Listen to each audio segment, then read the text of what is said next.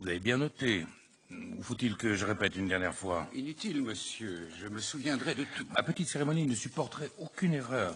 Tout doit être réglé comme du papier à musique. Vous pouvez compter sur moi. 40 ans que vous êtes le majordome de cette maison. Et en 40 ans, pas un incident. Pas une seule tasse brisée. Vous allez finir par m'ennuyer à la longue. J'en serai navré. Entre nous, Tresillian. Oui, monsieur? Qu'est-ce que vous pensez de Sidney? Eh bien, il m'a l'air compétent, un peu jeune peut-être. Est-ce qu'il a eu l'occasion de vous déplaire? On dirait que vous parlez à la reine Victoria. Est-ce que Sidney fait du mauvais travail? Ah, il est parfait, mon vieux. Rien à lui reprocher. Sinon, de marcher à pas de loup et de toujours se trouver dans mon dos au moment où je ne m'y attends pas. Il est discret. Un peu trop. Il est très bien recommandé. Il a beaucoup insisté pour être au service de monsieur. Drôle d'idée. Je ne m'y ferai jamais. Ces jeunes gens qui rêvent de devenir valet de chambre au lieu de tailler la route et de faire fortune ailleurs. Il en faut pour tous les goûts. Moi, à son âge, j'étais déjà en Afrique du Sud. J'avais déjà... Oui. Bon. Alors, je compte sur vous, hein. Je prépare ça depuis des semaines et je ne veux pas la moindre anicroche. À quelle heure ils arrivent? Dans 5 minutes, s'ils sont ponctuels. Ben, ils ont intérêt à l'être. C'est la veille de Noël, mon Dieu de bois. Et la veille de Noël est sacrée pour les Lawrence. Bien sûr. Comment ça, bien sûr? Je plaisantais, bougre d'âne. Je sais, monsieur. Ah oui, je sais que vous savez. Je ne peux pas vous cacher grand-chose. Sacré ou pas sacré, nous allons nous amuser, je vous le garantis. Je n'en doute pas. Pour la première fois depuis 10 ans, le vieux Simon Lawrence va passer Noël en famille, entouré de ses enfants. Je devrais plutôt dire ses héritiers. Et justement parce qu'ils sont mes héritiers, ils ne vont pas manquer ce rendez-vous sous les auspices du petit Jésus de Santa Claus et de mon coffre-fort. Voilà une admirable trinité, monsieur. Tu parles. On va l'animer, cette grande maison vide. Qu'est-ce que c'est que ça? Vos médicaments. Quels médicaments? Ah oui, les médicaments du moribond. Vous avez pensé à tout. Bon, je ne vous demande pas où vous les avez pris. Je préfère ne pas savoir. Vous avez de ces ruses. À votre service, monsieur. On dit ça. Je crois que vos invités arrivent. Parfait. Alors, que la fête commence.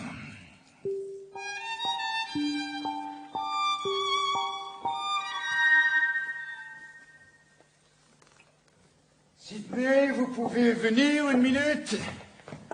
Oui, monsieur. Vous avez porté les bagages de Mr. Lawrence?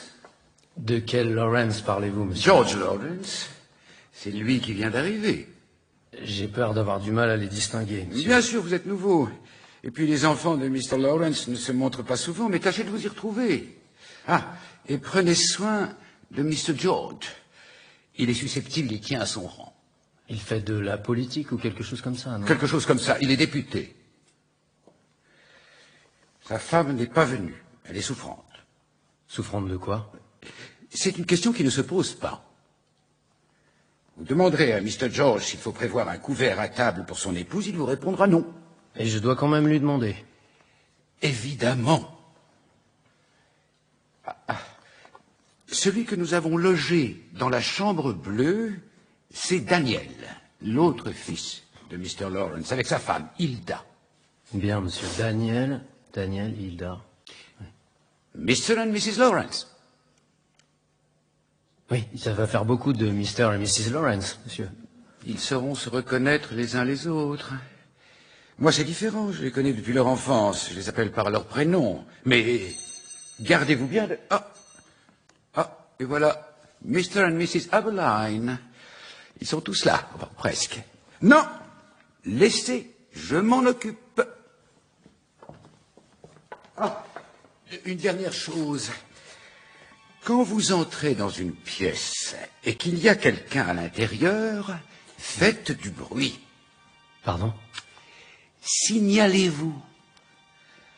Toussez, raclez-vous la gorge, trouvez quelque chose. Il n'y a rien de plus désagréable que la présence d'un fantôme.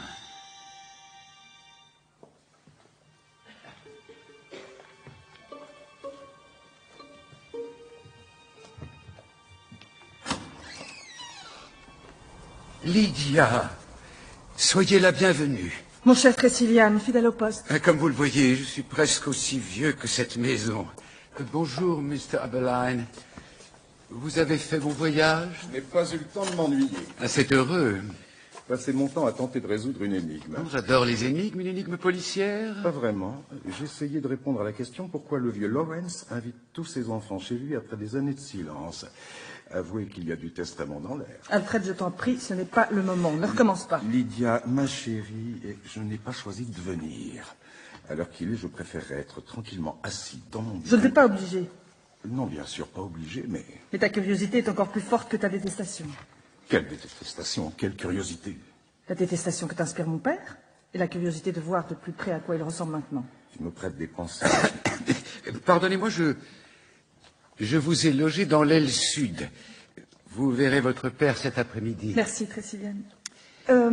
Oui? Comment se porte-t-il? Pas aussi bien qu'on ne le souhaiterait, hélas. Ah bon? Si vous voulez bien me suivre.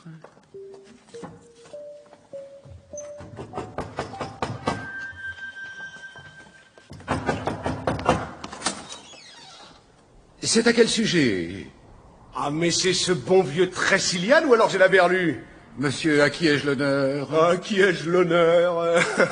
Impeccable, Tressilian, parfait. Vous valez votre pesant d'or. Vous êtes Harry? Ah, ça vous en flanque un coup, hein? Le déshérité n'était pas attendu? Si, bien sûr, mais... Et pourtant, vous avez l'air d'être surpris. Je fais encore partie de la famille, oui ou non? Non, laissez. Je m'occupe de mon sac tout seul. Eh ben, la baraque n'a pas changé. Solide et lugubre, comme toujours. Comment ça va dans ce mausolée? Nous allons fêter Noël en famille cette année. Ah, la bonne blague. Eh, m'a fait peur cet imbécile. Vous êtes qui, vous? Sidney Horbury, monsieur. Le valet personnel de votre père. Et ça vous prend souvent d'arriver par derrière comme un étrangleur? Je m'excuse, monsieur. Ça ira. Ça ira tant que je ne vous vois pas avec un rasoir. Tressilian. Oui, monsieur. Il faudra lui apprendre les bonnes manières. J'essaie, monsieur, j'essaie. Bon. Allez, montrez-moi ma chambre. Je vais me préparer pour le grand conseil de famille.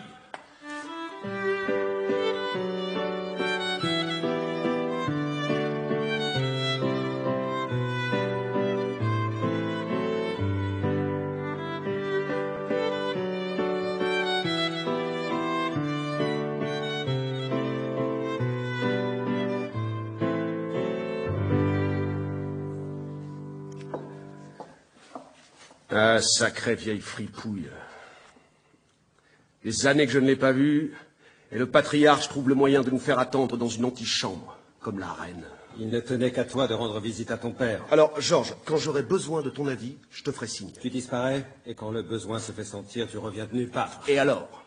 Combien de télégrammes envoyés à notre père pour qu'il paie tes dettes? Ah, ma foi, je n'ai pas compté, je n'ai pas la chance, comme toi, de toucher une rente. J'ai des frais. Je suis député, figure-toi.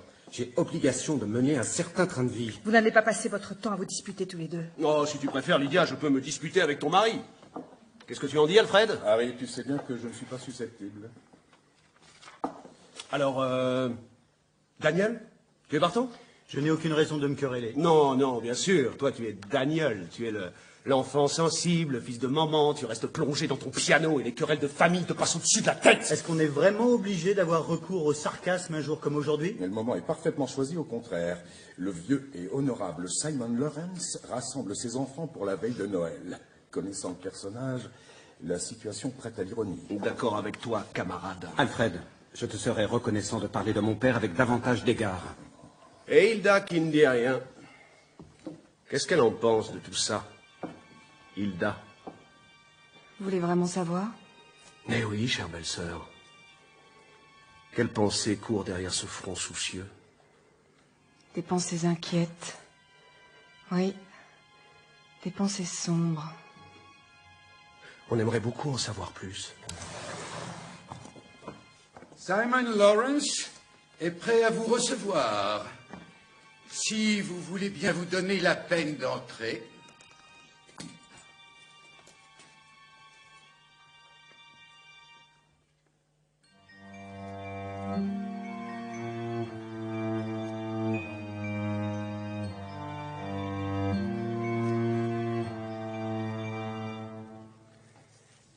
Alors cette fois, ça y est, vous êtes tous là. Je constate avec ravissement que mes héritiers savent répondre à une convocation. Asseyez-vous, je vous en prie. Sidney, apportez donc un fauteuil plus large pour Hilda. Ça ira très bien comme ça, je vous remercie. Je pensais à votre confort. Une femme de votre condition doit aimer prendre ses aises, non?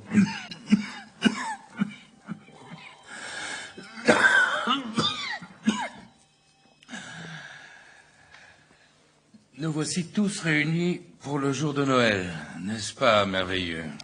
Surtout inattendu. Harry, mon garçon, ce qui est inattendu, c'est que tu sois encore en vie. Je te croyais dans le triangle des Bermudes. Eh bien, les Bermudes n'ont pas voulu de moi. Tu as mené une vie d'aventurier. Je sais. D'aventurier de pacotille. Sans mon argent, tu laverais les verres dans un pub. Tu ferais mieux d'arrêter ce cirque ridicule et de te marier. Avec qui? Ouais, qu'est-ce que j'en sais? Trouve-toi une fille jeune, comme a fait ton frère Georges. Un joli bibelot à tête de linotte. Je ne te laisserai pas parler de ma femme de cette façon. Et comment veux-tu que j'en parle alors? Je rends hommage à la beauté de Magdalene et je reconnais en elle une jeune fille qui sait d'emblée reconnaître les qualités des hommes mûrs. Et pourquoi n'est-elle pas venue d'ailleurs? Elle est souffrante. Comme d'habitude. Je ne reste pas une minute de plus. Est-ce que ça va? Tu as besoin d'aide? Non, Daniel. Rassure-toi, c'est normal. Quand tu auras mon âge, tu seras délabré, toi aussi. Quant à vous, Alfred, cessez de me regarder avec cet air de professeur de Cambridge. Et éteignez-moi cette pipe, vous voyez bien que je tousse. Soyez tranquille, elle est éteinte. Elle vous sert d'ornement, alors? Lydia, tu veux dire quelque chose?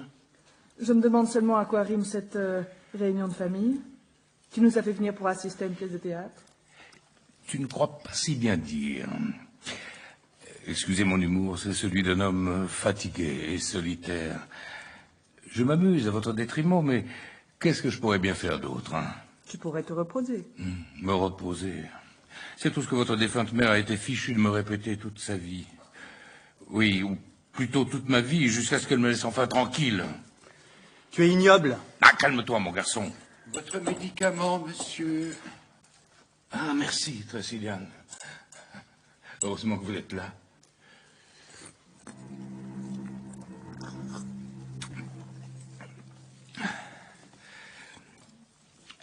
Je vous ai convoqué parce que je dois vous annoncer du nouveau. Je vais procéder à la révision de mon testament. Je suis vieux et malade. Par ailleurs, je suis venu à la conclusion que l'arrangement précédent n'était plus valable. Aussi, je remplacerai dans les jours qui viennent mon testament par un nouveau. C'est tout ce que j'avais à vous dire. Oui, qu'est-ce qu'il y a?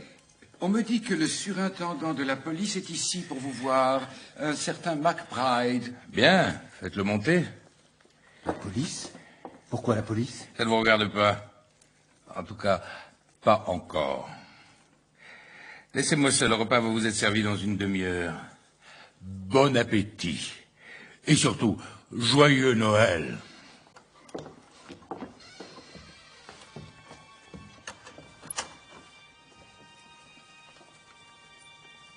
Eh bien quoi, Hilda, pourquoi vous me regardez comme ça? Vous avez raison. Votre humour est étrange. J'ai l'impression de vous faire peur. J'ai peur, oui. Mais j'ai peur pour vous.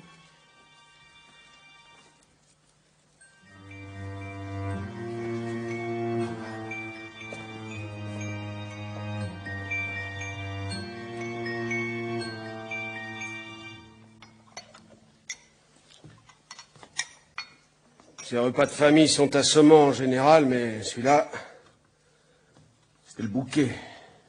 J'en suis désolé, monsieur. Si j'étais resté ici, je serais devenu comme eux. Cadavre sur pattes. Peut-être, monsieur. Dis-moi, je cherche quelque chose à boire pour digérer toute cette pitance. Nous avons fait de la verveine. Tu veux m'empoisonner?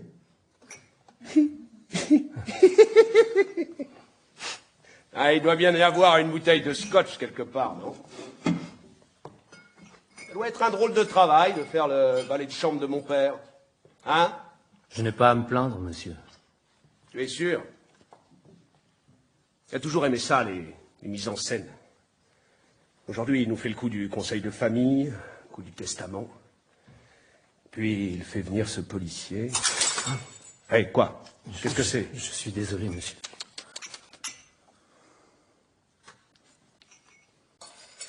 Ça doit valoir des milliers et des cents, cette petite tasse.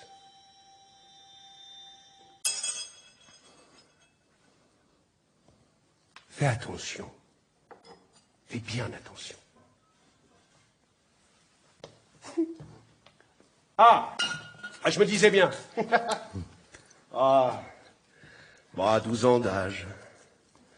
S'en contentera. À la tienne, petit. Merci, monsieur.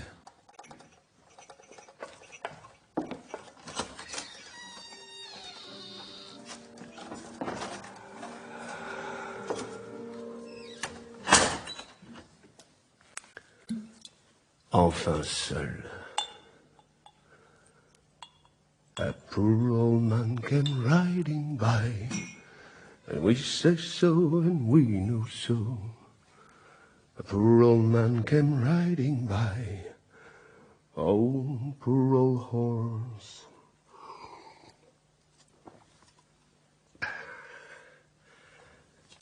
À la santé du vieux Simon Lawrence.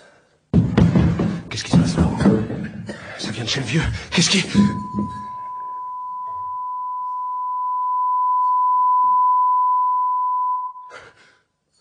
Oh my God!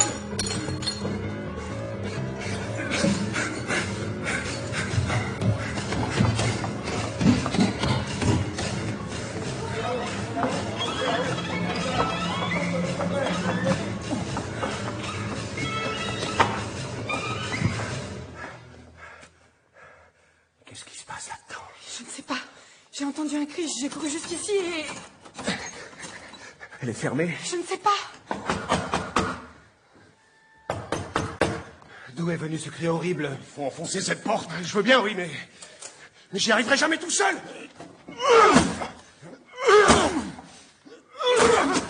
Papa, est-ce que...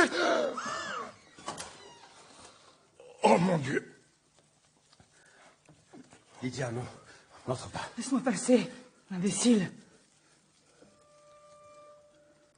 Il est mort?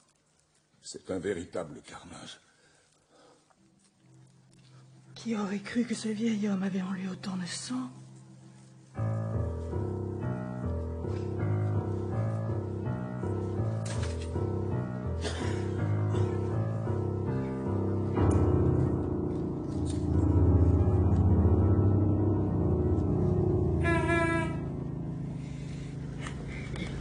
Vous vouliez un meurtre sanglant, monsieur Poirot, vous allez être servi. Mais voyons, je ne désire rien de la sorte. Mensonge. Vous n'attendez que ça.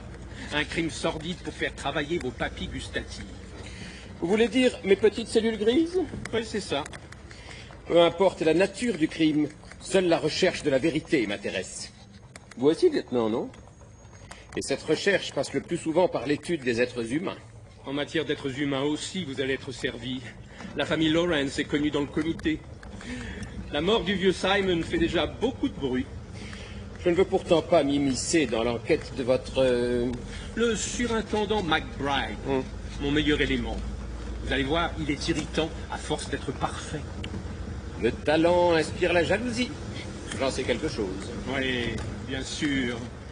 Vos lumières seront bienvenues. Et puis, vous êtes venu passer Noël dans la région. Autant profiter de votre présence. Je connais Hercule Poirot. Rester des jours dans un cottage mal chauffé, vous détestez ça. Certes. Mais votre surintendant... McBride, il est au courant et il est ravi. Vous serez ici en tant que, disons, observateur et conseiller. Modeste conseiller. Très modeste. Ça va de soi.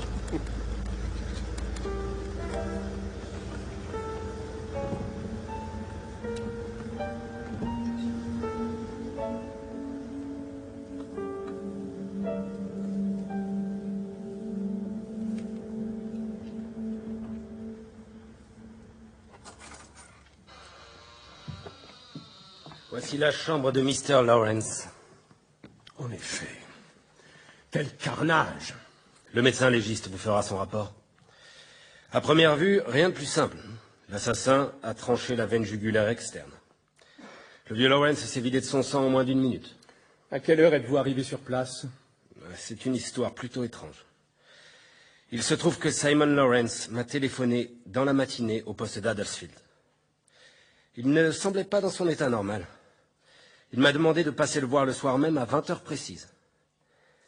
Quand on m'a fait entrer dans cette chambre, Simon Lawrence était assis dans ce fauteuil, devant la cheminée. Il avait l'air nerveux, ou plutôt excité. Excusez-moi, monsieur, surintendant McBride, n'est-ce pas?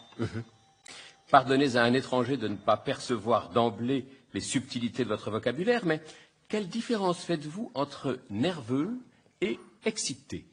Je veux dire qu'il n'avait pas peur. Il était énervé, comme une personne sur le point d'accomplir une action délicate. Je vois. Ce qu'en français nous appelons avoir le trac. Peut-être. Bon, toujours est-il, Lawrence m'a signalé un vol de diamants, d'une valeur de plusieurs milliers de livres. Ces pierres se trouvaient ici, dans son coffre-fort. Il soupçonnait 2 ou 3 personnes, mais il avait l'air de vouloir régler cette affaire en famille. J'ai compris qu'il m'avait fait venir pour que la présence d'un policier représente aux yeux du voleur une menace plus crédible. Après quoi, il m'a donné congé et m'a demandé de revenir à 21h15. 21h15? Mr. Lawrence avait-il l'habitude d'être aussi ponctuel? Je l'ignore. 20h précises, puis 21h15. Vous pensez à quelque chose de précis, monsieur Poirot? Non. Je m'interroge seulement. Continuez, je vous prie. Je ne sais pas qui il soupçonnait de l'avoir volé. Aucune empreinte, aucune trace d'effraction sur le coffre. Et comme vous le voyez, il est vide. À 21h15 précise, j'étais devant la porte de la maison. Au moment d'appuyer sur la sonnette, j'ai entendu des bruits de lutte et de verres brisés. Et surtout, ce hurlement venant de l'intérieur, suivi d'un branle-bas général. J'ai dû sonner à plusieurs reprises. Quand on m'a finalement ouvert, j'ai tout de suite compris qu'il venait de se passer quelque chose de grave. Je suis monté en vitesse et j'ai trouvé la chambre de Mr. Lawrence dans l'état où vous la voyez. Complètement dévastée. Le corps de la victime dans cette mare de sang. Aucune trace de rasoir ni de couteau. Personne dans la chambre. Comme je vous l'ai dit, les membres de la famille étaient tous là à mon arrivée. Mais il y avait quelqu'un quand eux-mêmes sont arrivés. D'après ce qu'ils m'ont dit, personne. Une fenêtre fermée. L'autre, à peine entr'ouverte. Une seule porte, donnant sur le couloir, fermée de l'intérieur. Vous êtes en train de me dire qu'il s'agit d'un de ces fichus cas qu'on ne trouve que dans les romans policiers? Un meurtre dans une chambre close? Tenez, lieutenant. C'est la clé de la chambre. Si vous regardez bien, vous verrez des éraflures au bout du canon. Cela signifie que la clé a été tournée de l'extérieur, à l'aide d'un instrument comme une paire de pinces. Si je vous suis bien, l'assassin a voulu nous faire croire à un suicide. Cela ne fait pas l'ombre d'un doute. Mais alors pourquoi avoir laissé un tel désordre? Eh bien, faute de temps, sans doute. Oui, faute de temps. Dites-moi, surintendant McBride, si l'assassin a manqué de temps, pourquoi a-t-il emporté l'arme du crime? Pourquoi s'encombrer au lieu de laisser l'arme sur place? Les criminels commettent parfois des erreurs. Vous vous trompez, mon ami. Ils en commettent toujours.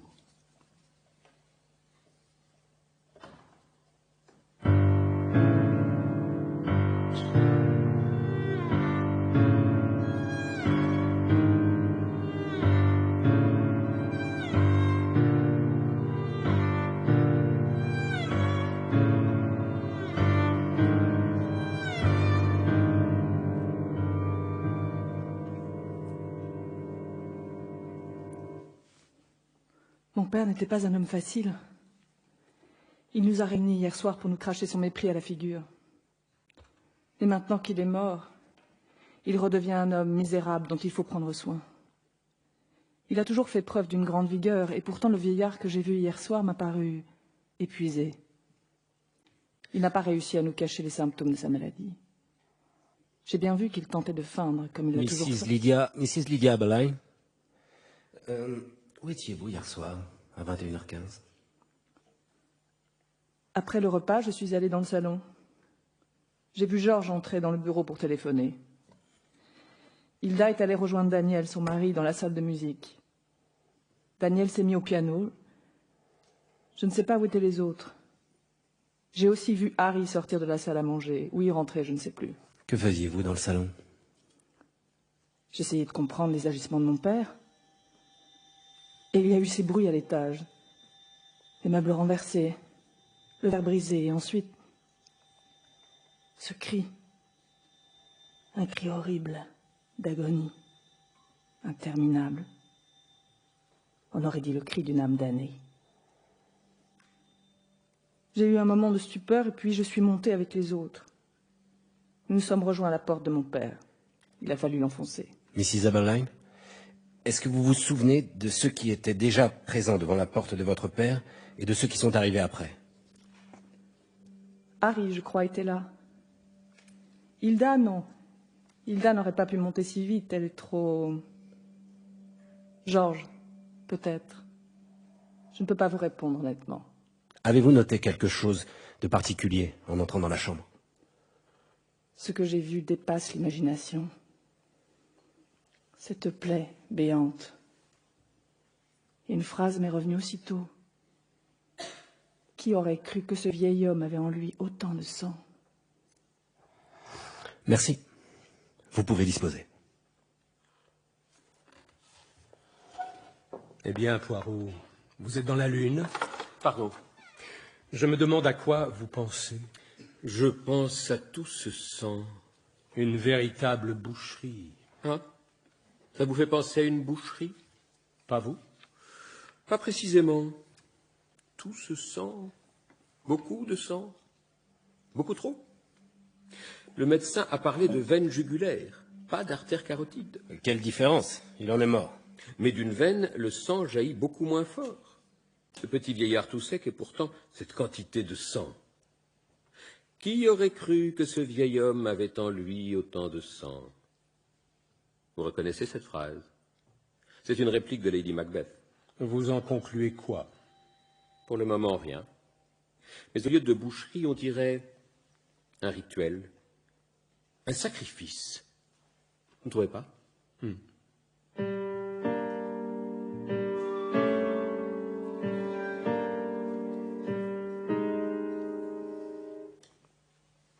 Bien, le vieux n'a rien trouvé de mieux pour nous mettre en rogne que d'inventer cette histoire de testament. Selon vous, c'est un mensonge? Un mensonge, peut-être pas. Une mise en scène, c'est certain. Le vieux a toujours aimé se mettre en vedette. S'il a voulu empoisonner la famille, il a réussi. Que voulez-vous dire? Ces histoires de legs ne favorisent jamais l'amour entre héritiers. Votre père avait beaucoup d'argent. Et comment? L'or et les diamants de l'Afrique du Sud, une fortune indécente à 25 ans, et depuis, assez de flair et de cynisme pour faire fructifier tout ça. Harry Lawrence, où étiez-vous à 21h15 hier soir? Nulle part. Enfin, du côté des cuisines. Je ne sais pas pourquoi le vieux cachait ses bouteilles, mais il a fallu chercher. J'allais rejoindre ce cher Alfred. Je suis sûr qu'il comptait m'infliger l'un de ces discours moralisateurs dont il a le secret. Et le reste, vous le connaissez. Les bruits, le cri de bête qu'on égorge et tout le monde qui se précipite. Excusez-moi d'intervenir. Je voudrais en savoir davantage sur ce cri. Votre sœur a parlé du cri d'une âme damnée. Vous parlez à l'instant d'une bête qu'on égorge? C'est si important que ça. Je ne sais pas, cher monsieur. C'était inhumain, c'était à vous glacer le sang. Et pourtant, j'en ai vu d'autres. Pour en revenir à un sujet plus concret, Vous avez une idée des modifications que votre père voulait apporter à son testament? Des modifications désagréables pour tout le monde. Ses enfants et les autres. Les autres? Vous avez connu mon père? Je n'ai pas eu cette chance. Vous le connaissez de réputation, alors? Il y a 4 de ses enfants dans cette maison. Lydia, George, Daniel et votre serviteur. Mais combien d'autres en Afrique du Sud? Et même dans le voisinage. Ah ça, le vieux, il a semé un petit peu partout la graine des Lawrence, hein, mais... Vous m'avez compris? On ne parle pas de ces choses-là. En quoi les enfants illégitimes de votre père seraient concernés par son Nouveau Testament? Ah là, je donne ma langue au chat, mais je compte sur le vieux. Il avait de l'imagination.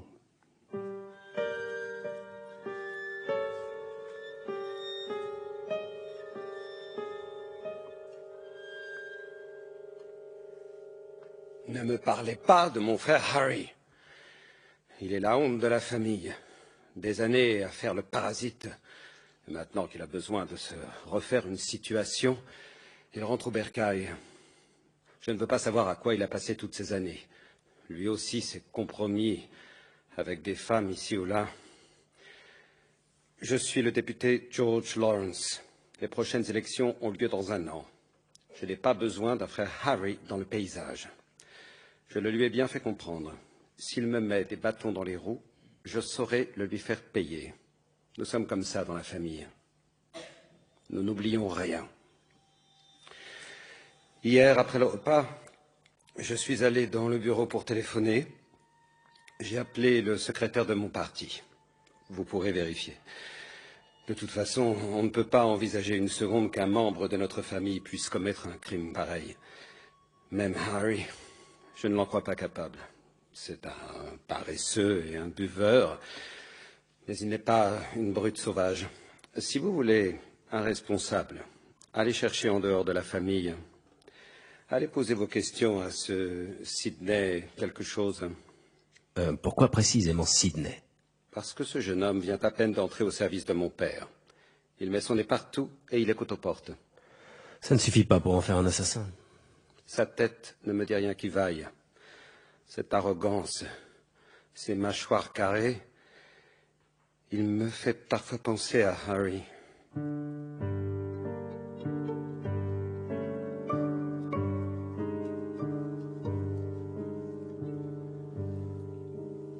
Mr. Daniel Lawrence, votre père a fait fortune dans le diamant. Exact. Tout cet argent l'a sans doute rendu arrogant. Avec les années, vous savez, ces hommes d'affaires qui se vantent toute leur vie d'être partis de zéro. Harry semble avoir hérité de lui cette énergie de tête brûlée. George, lui, a préféré devenir un homme respectable à la Chambre des députés, sans doute pour redorer le blason des Lawrence. Selon Hilda, je tiendrais plutôt de ma mère. J'avais 12 ans quand elle est morte. Elle s'est éteinte très lentement. Pour tout dire, elle a mis des années à mourir. Toutes les années passées en compagnie de mon père. Je ne veux pas dire qu'il est responsable de sa mort, non, je ne veux pas porter le blâme sur un cadavre, mais je l'accuse de ne pas l'avoir maintenu en vie. Vous êtes rancunier? Nous le sommes tous dans la famille.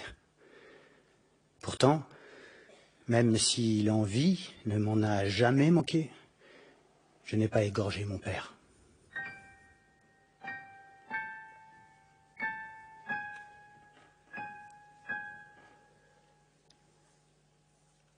À 21h15, mon mari, Daniel, jouait dans la salle de musique.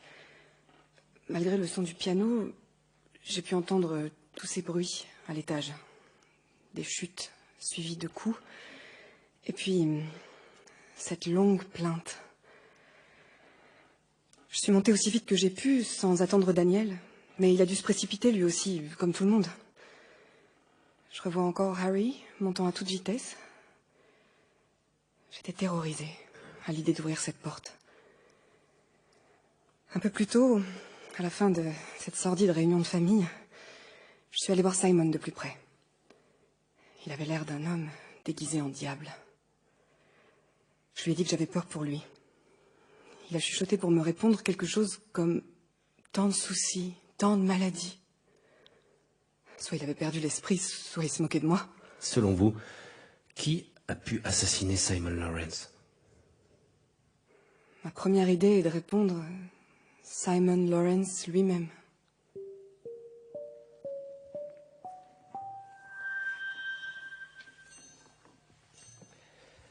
Alors, qu'en dites-vous?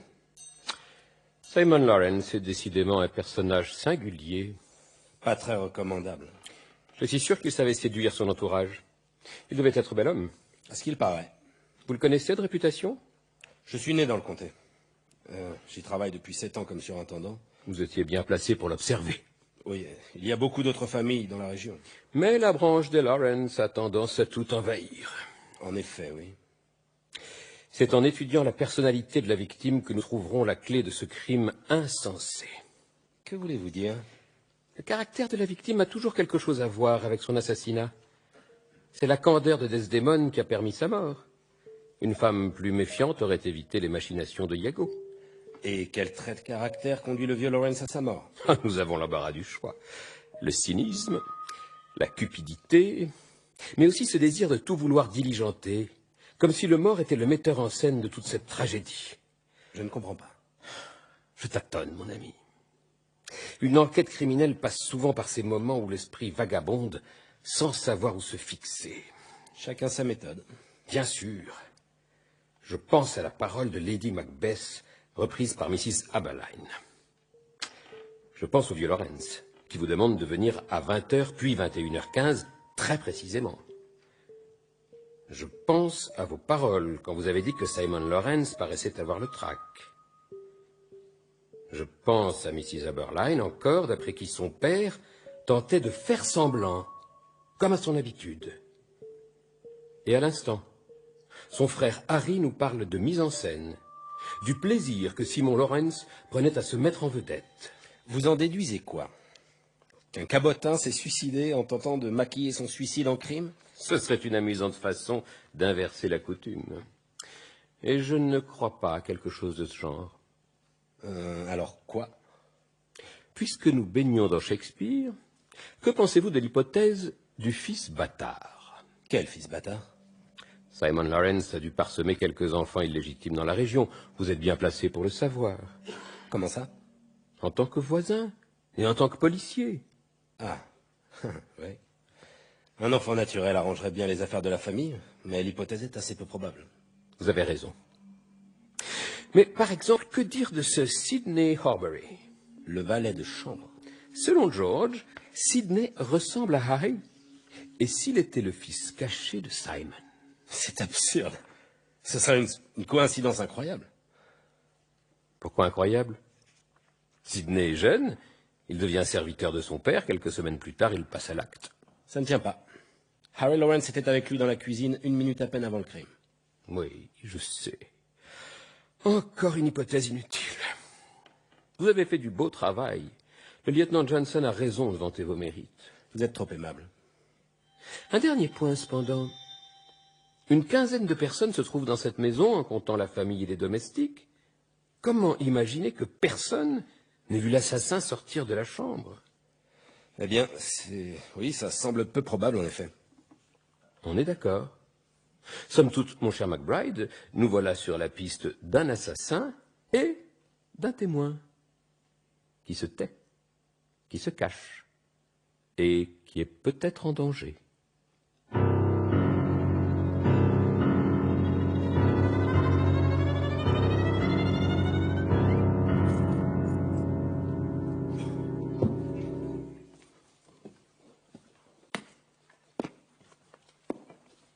Monsieur, Oui.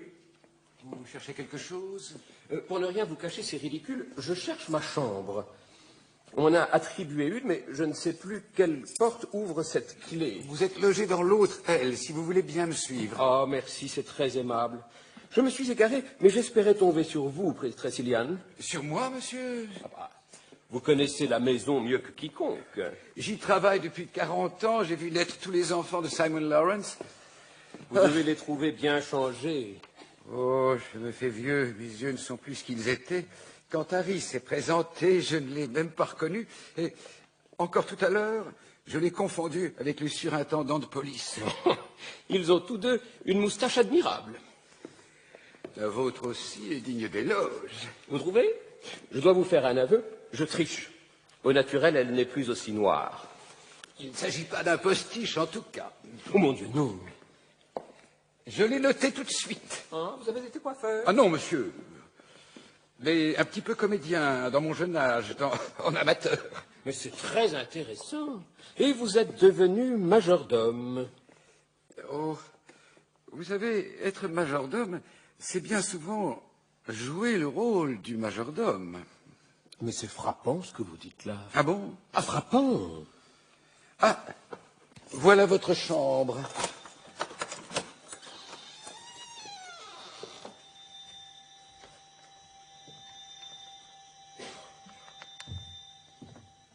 Parfait.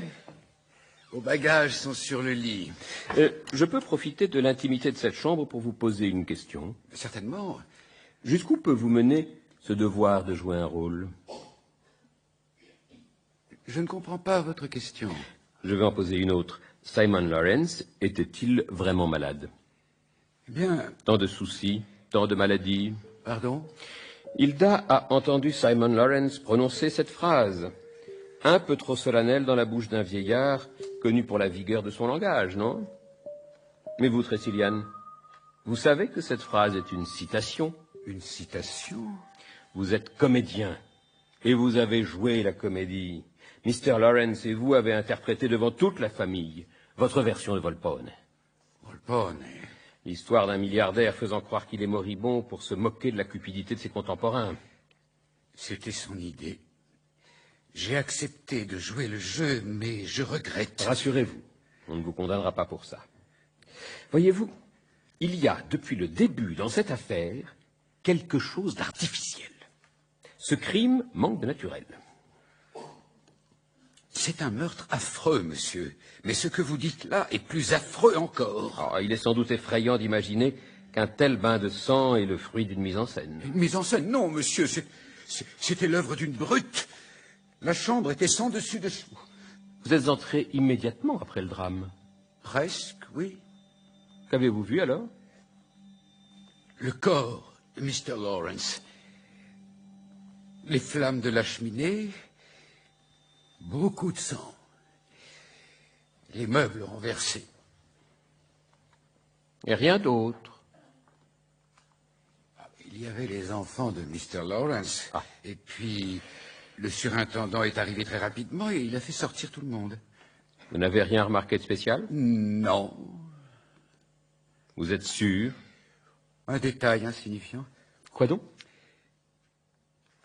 Alfred, le mari de Lydia, il a ramassé quelque chose à terre.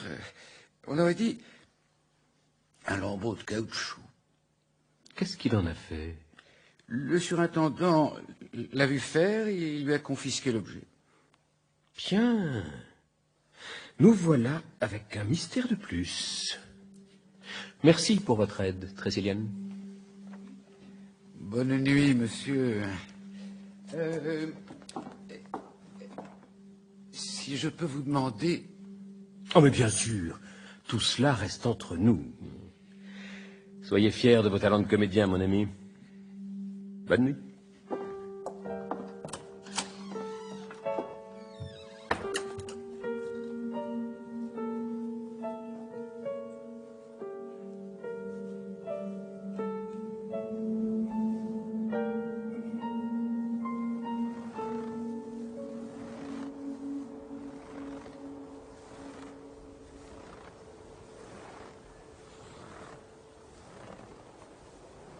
Magnifique ce jardin, non? Oui. Et tous ces hortensias finissent par être monotones. Et je n'aurais pas taillé les arbres fruitiers si radicalement. Vous êtes une femme de goût. Oh, merci. Je l'ai déduit de votre garde-robe. Elle est remarquable. Je ne suis pas le type de femme que l'on juge remarquable au premier regard.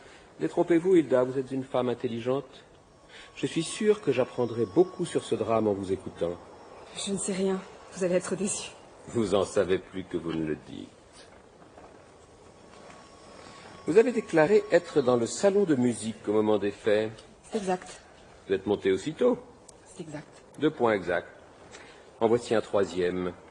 Devant le surintendant McBride, vous avez prononcé cette phrase. Je revois encore Harry montant à toute vitesse. Je ne m'en souviens pas. Pas d'importance, nous l'avons noté. Pardonnez ma franchise, madame, mais comment une femme de votre... disons de votre condition peut monter les escaliers plus rapidement qu'un athlète comme Harry? Monsieur Poirot, vous êtes... Je suis impoli, je le sais, et je m'en moque, madame. Quelqu'un a tranché la gorge d'un vieillard. Pensez-vous que c'est le moment de rester poli? Vous êtes intelligente. Vous comprenez parfaitement la situation. J'étais à l'étage quand c'est arrivé. Je voulais parler une bonne fois pour toutes à mon beau-père. Je me tenais devant sa porte quand j'ai entendu ces bruits. Et qu'avez-vous fait? J'ai eu peur. Stupidement, je me suis cachée derrière la grande armoire. Personne ne pouvait me voir. Mais vous avez vu quelqu'un sortir de la chambre. Et vous ne voulez pas dire qui? Vous avez peur? Ou bien vous protégez quelqu'un? Vous vous trompez, monsieur Poirot. Je n'ai vu sortir personne. Voilà pourquoi je dis que ce crime est illogique. J'ai eu peur de paraître suspecte. J'ai préféré me taire, stupidement. Croyez en mon expérience, les innocents mentent aussi souvent que les coupables. Merci pour votre témoignage. Il ne va pas vous aider beaucoup. Au contraire, si vous permettez.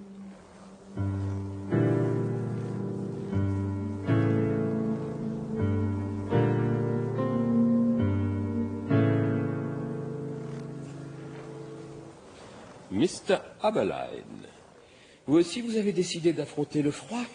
L'ambiance de cette maison plombe le moral. J'avais besoin de prendre l'air. Vous avez raison. L'air pur éclaircit les idées. Les vôtres sont encore embrumés, j'imagine? Il me reste encore quelques points confus, mais je compte résoudre cette énigme, disons, d'ici la fin de la journée. Vous êtes optimiste? Je suis surtout chanceux. Je recueille des confidences. Ah oui? Lesquelles? Les vôtres. Je vous ai fait des confidences? Pas encore, mais ça va venir. Ah bon? Au sujet de ce que vous avez ramassé furtivement sur les lieux du crime, vous avez bien ramassé quelque chose? Oui, mais furtivement est un bien grand mot. Et quelle était cette chose? Eh bien, rien. Un machin, un bout de caoutchouc et une petite tige de bois. Vous me soupçonnez de quoi, au juste? Si j'avais su que ça pourrait être un indice... Tout peut servir d'indice. Mais quand même, un bout de plastique, un bidule en bois, ça n'a aucun sens. Parfois, un bidule, comme vous dites, explique bien des comportements étranges.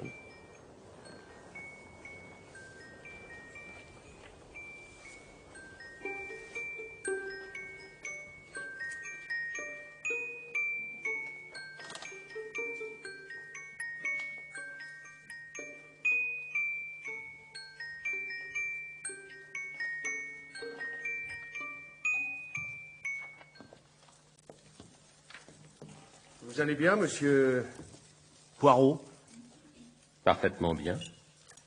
Je me disais, dans ce fauteuil, près du feu, emmitouflé, toute l'obs éteinte, en buvant votre tisane. C'est un chocolat chaud. Rien de mieux pour prévenir le rhume et faire venir les idées. Vous en avez? J'en ai trop. Il va falloir en éliminer certaines. Et vous? J'ai beaucoup réfléchi, moi aussi. J'en suis arrivé à une conclusion étonnante. Vous m'intéressez. Je me suis demandé, qui est capable d'un tel carnage? George est trop lâche. Alfred est un intellectuel qui se couperait avec un couteau à beurre. Lydia est fidèle à son père. Daniel aurait peur d'un ballon de baudruche. Hilda est une femme honnête. Le vieux Tressilian n'a aucun intérêt à tuer son maître. Et cet espion de Sydney a un alibi en béton. Reste qui? Mais vous, mon ami, vous, Harry Lawrence. C'est exactement la conclusion étonnante à laquelle je suis arrivé. L'assassin, c'est moi.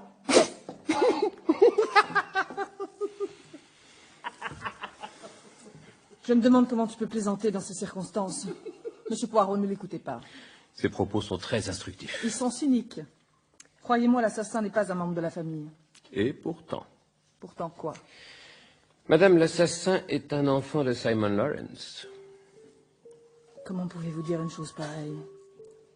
Vous prétendez que vous savez... Oui, je sais. Je sais qui, et je sais surtout comment. L'un de vous vient de prononcer un mot. Ce mot, si j'ose dire, est la pièce qui manquait à mon puzzle.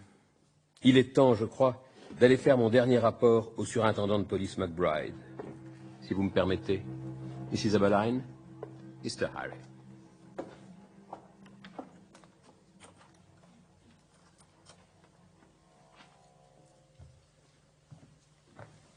Vous vouliez me parler? Si je ne vous dérange pas. Je n'ai pas beaucoup de temps. Je dois retourner à Adolphsfield pour faire des vérifications. Rassurez-vous, je serai bref. Et ne vous faites pas trop de soucis au sujet de vos vérifications, elles sont inutiles. Oui, permettez-moi d'en juger. Je me garderai bien de me mêler de votre travail. Voyez-vous, McBride, il arrive à Hercule Poirot de commettre des erreurs. J'en ai commis 2, en l'occurrence. La première était de considérer la victime comme responsable de toute cette mise en scène. Bien sûr, cela explique le déroulement du conseil de famille et cette comédie du vieillard moribond. Mais Simon Lawrence ne pourrait pas être le metteur en scène de sa mort. Il n'en avait pas la possibilité matérielle et surtout, il n'en avait pas la psychologie. Lawrence n'est pas de ceux qui meurent. Il fait partie de l'espèce des survivants. Ma deuxième erreur est plus grave. Je la dois en partie au lieutenant Johnson qui m'a tant fait votre éloge. Mon erreur, monsieur le surintendant, a été de vous faire confiance. Je veux bien vous écouter si vous avez des éléments nouveaux, mais je supporterai difficilement vos critiques. Je vous demande de m'écouter un instant seulement. À la fin de mon explication, vous connaîtrez l'identité du coupable. À moins que vous n'ayez déjà trouvé. Pas encore, non. Alors asseyons-nous.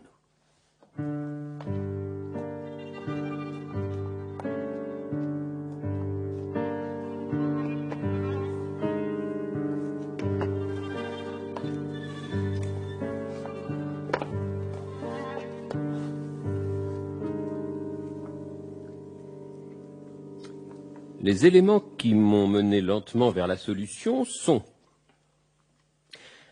votre convocation par Mr. Lawrence à 20h puis 21h15 précise, les flammes dans la cheminée, l'inexplicable inquiétude de Simon Lawrence au sujet de ses diamants, une fenêtre entr'ouverte, des meubles renversés, l'absence d'armes du crime, la réplique de Lady Macbeth.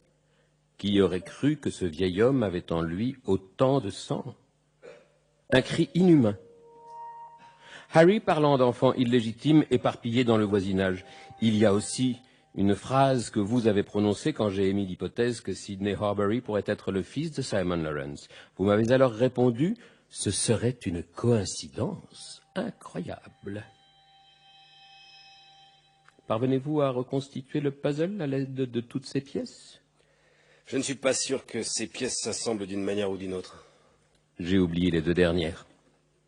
Un morceau de caoutchouc, une petite tige de bois. Vous faites allusion à ce que Mr. Abberline a ramassé? Un bout de plastique et un bout de bois?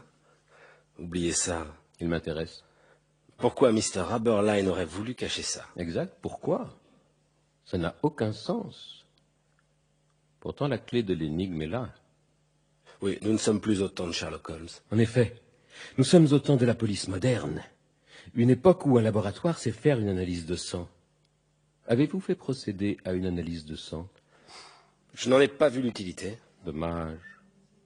Quand j'examine cette affaire, tout me paraît irréel. Tout sonne faux. Pourquoi? Parce que je la regarde sous le mauvais angle. L'angle que le meurtrier cherche à m'imposer.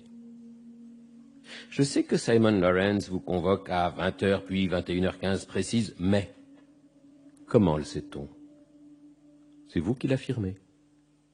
On apprend que Simon Lawrence est inquiet pour ses diamants alors qu'il n'a pas l'habitude de craindre quoi que ce soit. Voilà un deuxième mystère. Mais c'est encore de vous que nous tenons ce détail. J'ai fini par me rendre compte qu'un bon nombre d'informations nous venaient de l'impeccable surintendant de police McBride. mais il y a des failles dans votre perfection. Vous vous êtes trahi en parlant de coïncidence au sujet de Sidney Horbury, bâtard probable de Simon Lawrence. Une coïncidence est le rapprochement d'au moins 2 faits exceptionnels. J'en ai déduit que, selon vous, un autre fils bâtard se trouve dans les parages. Cette déduction est absurde. Pas pour le vieux Tressilian, qui vous a confondu avec Harry. Je ne vois pas le rapport. Le vieux majordome connaît la famille Lawrence mieux que personne. Voilà pourquoi j'ai eu bientôt la conviction que le surintendant McBride est l'un des nombreux fils cachés de Mr. Lawrence, et qu'il nourrit une rancune tenace à l'encontre de son père biologique. À partir de cet instant, j'ai cherché à comprendre comment vous avez accompli votre crime. C'est insensé, je n'étais pas dans la maison à l'heure où Lawrence a été tué. Vous n'y étiez pas au moment où tout le monde a entendu les cris, mais vous y étiez au moment du meurtre. À 20 heures, vous vous rendez auprès de Simon Lawrence. C'est vous qui avez organisé ce rendez-vous sous un prétexte quelconque. Vous lui parlez de diamants, par exemple, vous vous approchez de lui, et sans un bruit, vous lui tranchez la gorge. Un jeu d'enfant pour un homme de votre gabarit. Puis, vous organisez votre mise en scène. Cette fois, c'est vous le scénographe. Vous empochez les diamants, vous empilez les tables et les fauteuils, les lampes et les verres, vous les entrelacez d'une très fine cordelette. Vous portez sur vous une bouteille de sang d'un animal fraîchement tué, additionnée d'une dose de citrate de sodium. Vous aspergez la pièce de ce mélange et ajoutez une rasade de citrate à la mare de sang qui s'échappe de la blessure. Dès lors, la chambre ressemble à une scène de théâtre. Vous attisez le feu pour que le corps reste bien chaud. Vous passez les 2 extrémités de la cordelette par l'ouverture de la fenêtre et les laissez pendre le long du mur. Vous quittez la pièce et tournez la clé de l'extérieur. Ce dernier point est capital. Personne ne doit entrer dans la chambre. Vers 21 heures, vous êtes de retour. Vous vous glissez jusqu'au mur sous la fenêtre. Il vous suffit de tirer sur la corde. Les meubles déséquilibrés s'écroulent avec fracas. Vous récupérez ensuite la corde pour la dissimuler sous votre veste. Chacun a décrit le cri d'agonie d'une façon différente. Mais ces descriptions se rejoignent sur un point, il s'agit d'un cri inhumain. Je connais ces longues baudruches roses qu'on vend dans les foires sous le nom de cochons qu'on égorge. Quand on les dégonfle, l'air s'en échappe avec un hurlement de bête. C'est ça votre touche finale. Vous placez l'une de ces baudruches dans la chambre, bouchée par une cheville de bois reliée à la même cordelette. Au moment de tirer sur la corde, la cheville tombe, la baudruche se dégonfle. Toute la famille perçoit alors un long cri d'agonie. Par malchance, quelqu'un a ramassé la tige de bois et le reste de caoutchouc. Vous avez alors confisqué ces pièces, sans en parler à quiconque. Ce n'est pas Mr. Abberline qui avait intérêt à dissimuler ces preuves. La suite de l'histoire est simple. Vous sonnez à la porte d'entrée sous prétexte d'un 2e rendez-vous avec Mr. Lawrence. Vous prenez connaissance du drame, vous vous précipitez jusqu'à la chambre du crime, et depuis cette minute, vous faites votre travail de surintendant avec la compétence qui vous caractérise. C'est la première fois, à ma connaissance, que l'enquête criminelle fait intégralement partie du mode opératoire de l'assassin. C'est plutôt inattendu. Et c'est ce qui a rendu ma tâche si difficile. Cher surintendant McBride, avez-vous quelque chose à ajouter à mon rapport? Je souhaite seulement que Simon Lawrence aille rôtir en enfer. Je suis soulagé de l'avoir tué.